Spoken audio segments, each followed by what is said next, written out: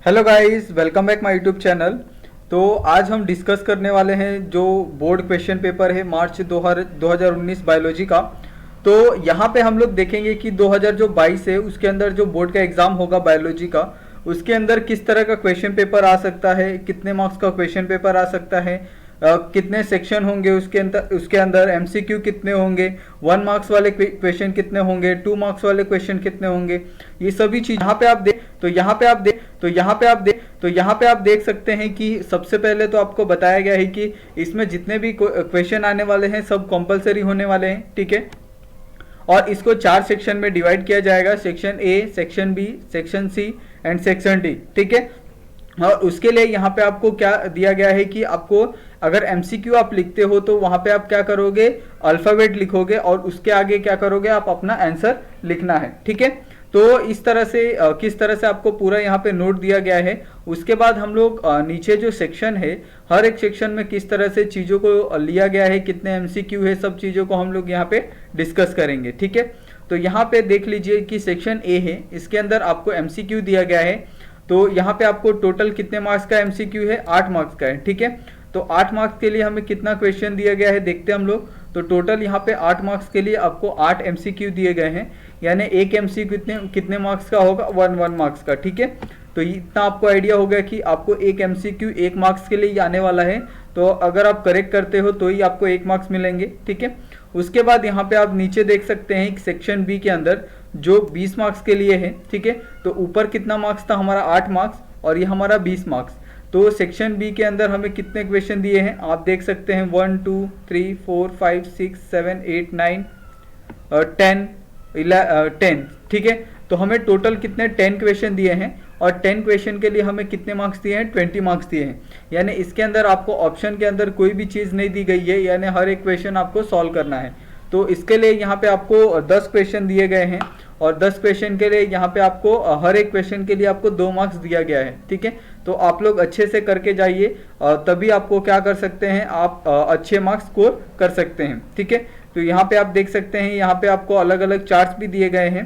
तो ये अलग अलग चार्ट्स के हिसाब से आपको मैच द फॉलोइंग करना है। तो यहीं पे आपके 4 मार्क्स हो गए। उसके बाद यहाँ पे स्केच द डायग्राम, यहाँ पे डायग्राम बनाना है। क्रोमोसोम के बारे में आप पढ़ के जाइए, लाइट रिएक्शन, डार्क रिएक्शन क्या होता है, ये सब चीज़ें आप अगर अच्छे से करके जाते हो तो ये सब चीज़ें हर साल पूछी जाती है। ये नहीं है कि आप कॉम्पिटिटिव एग्जाम में बैठे हो तो एक बार क्वेश्चन पूछा जाए उसके बाद 10 साल बाद रिपीट होगा, ऐसा बिल्कुल नहीं होता है। क्योंकि आपका जो क्वेश्चन पूछा जाता है 2 साल पहले, वो आपको वापस वही क्वेश्चन सेम रिपीट किया जाता है।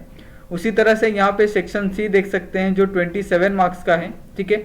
और इसके अंदर भी आप बायो फर्टिफिकेशन, ऐसी सब चीज़ें हैं, ग्रिफर्ड एक्सपेरिमेंट, साइंटिफिक रीजन आपको लिखना है इसका कि the pyramid of energy is always upright. क्योंकि हम लोग जो एनर्जी पिरामिड देखते हैं, ठीक है, जिसके अंदर जो लायन होता है या फिर ईगल होता है वो टॉप पे होता है, नीचे ग्रास होता है, ठीक है। तो इस तरह पे ऑलवेज क्यू ये टॉप पे होता है एनर्जी लेवल, ठीक है, अपराइट क्यू होता है, ठीक है, ऊपर से नीचे क्यू होता है, नीचे से ऊपर, सॉरी।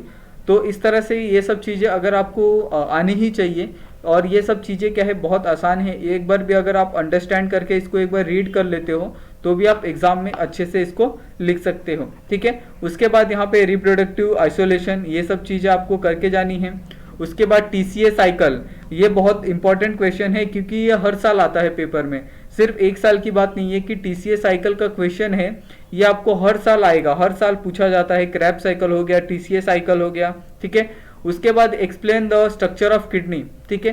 तो आप स्ट्रक्चर जितने भी एक्सप्लेनेशन वाले ये होंगे और वो सब आप करके जाइए, ठीक है। उसके बाद mechanism of the reflect action with the help of suitable diagram, industries are the pouring poison in the water, यानी ये क्या है, वाटर पॉल्यूशन के बारे में आपको बताना है कि किस तरह से जो इंडस्ट्री है वो गंदा कर रही है पानी को, ठीक है। यानी इसमें जो क्वेश्चन आएंगे एकदम सिंपल होंगे, आपको इसके अंदर किसी तरह का सॉल्व नहीं करना है, आपको इसके अंदर न्यूमेरिकल नहीं सॉल्व करने हैं, आपको इसके अंदर डेरिवेशन नहीं करना है, बस आपको क्या करना है, डायग्राम बनाना है और डायग्राम को एक्सप्लेन करना है, बस इतनी सी चीज़ है और आपको मार्क्स मिल जाएंगे।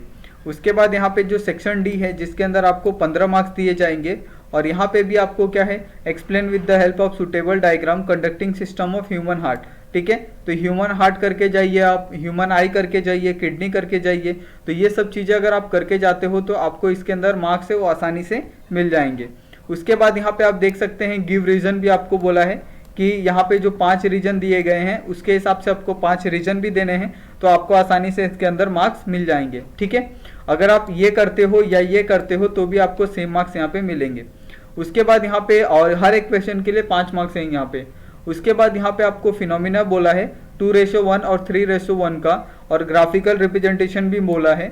अगर आप ये नहीं करते हो तो आपने जो पी प्लांट होता है उसका homozygous from the yellow round seeds is cross with the recessive plant, calculate the phenotypes and genotypes ratio with the help of checker board.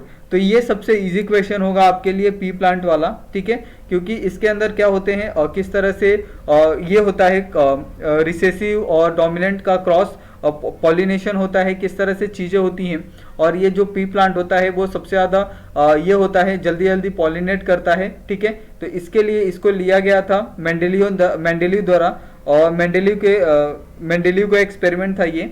ठीक है, तो मेंडेलीव ने यही क्यों लिया था, आप वहाँ से स्टार्ट करिए और आप कहाँ पे ख़त्म करिए उसका, और उसके बीच का क्रॉस बनाइए, क्रॉस करके उसका फिनोटाइप और जीनोटाइप कैलकुलेट करिए, और उसके बाद क्या करिए, एक चेकर बोर्ड बनाइए और उसके अंदर आप क्या करिए, फिल करिए। ठीक है, उसके बाद यहाँ पे आपको जो लास्ट वाला क्वेश्चन है, आपको यहाँ पे बोला है puberty human female show the cyclic change in her the reproductive system, explain the structure and the hormonal change in the uterus. तो यहाँ पे आपको यूटेरस के बारे में पूछा है। ठीक है, तो इसी तरह से आपको मेल रिप्रोडक्टिव सिस्टम के बारे में भी आपको पूछ सकते हैं, और उसी के हिसाब से आपको यहाँ पे एक और ऑप्शन में क्वेश्चन दिया गया है कि आपको सेक्रेटल सेक्स service as the thermoregulator, ये सब चीज़ों के बारे में अगर आप एक्सप्लेन करते हो 5 पॉइंट्स में तो आपको यहाँ पे 5 मार्क्स आसानी से मिल जाएंगे। ठीक है, तो इस तरह से यहाँ पे हमने ये जो पूरा पेपर था वो डिस्कस किया है। ठीक है, और ये जो पूरा पेपर था आप देख सकते हैं कि 80 मार्क्स का पेपर था, 70 मार्क्स का सॉरी। तो यहाँ पे आपको 70 में पूरा 100 में से अगर आप अच्छे से करके जाते हो तो आराम से इसके अंदर 90 प्लस स्कोर कर सकते हो बिना किसी टेंशन के, क्योंकि ये पूरा जो थ्योरेटिकल पार्ट है और आपको इसके अंदर कोई कैलकुलेशन नहीं करना है, बस आपको डायग्राम बनाना है अच्छे से और आपको पूरा एक्सप्लेन करना है डायग्राम को। तो आज का वीडियो बस इतना ही। अगर आपको वीडियो पसंद आया हो तो वीडियो को लाइक कर लीजिए, चैनल को सब्सक्राइब कर लीजिए, और आप सभी का ये वीडियो देखने के लिए बहुत बहुत धन्यवाद। मिलते हैं नेक्स्ट वीडियो में।